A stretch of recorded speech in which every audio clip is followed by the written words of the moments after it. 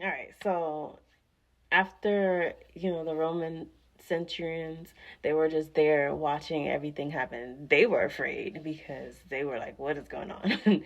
The dead is raising up, but not just any dead. It was the Christians, the saints.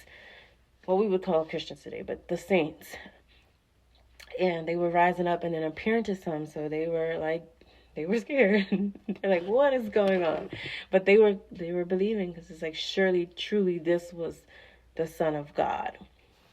And then many women who used to follow Christ while he was, on earth, those from Galilee, the women who used to minister to him, they were there looking for, they were looking from afar. You had Mary Magdalene. She also has a story. You'll hear about her more in the other Gospels.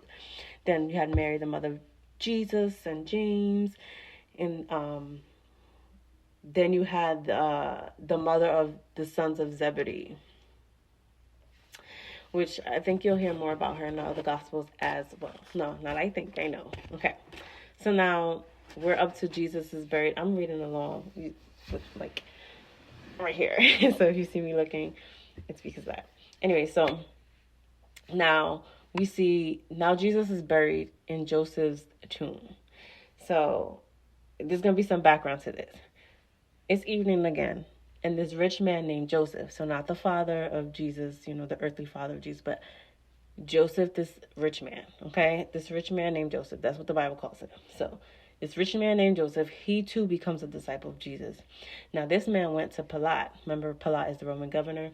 So he goes to Pilate and he asks for Jesus' body. So Pilate commands the body to be given to Joseph, and the body is given to Joseph. Now, Joseph took the body and he wrapped it in a clean linen cloth and he laid it in his new tomb, right? Because family burial, like with the dead bodies crypts, they were common in Palestine, in the Palestine era, right?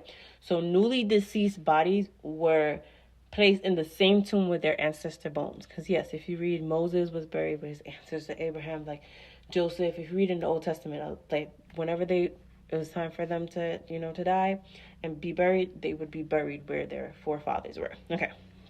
So if Jesus, now Jesus is placed in a new tomb with the ancestor bones, with their ancestors' bones. Now, if Jesus' body had been placed in a used grave, it would have been impossible to validate the claim that his tomb was empty, right? They would have found an excuse. Oh, it's because So that was the reason why he put Jesus' body with the ancestors. Now, what happened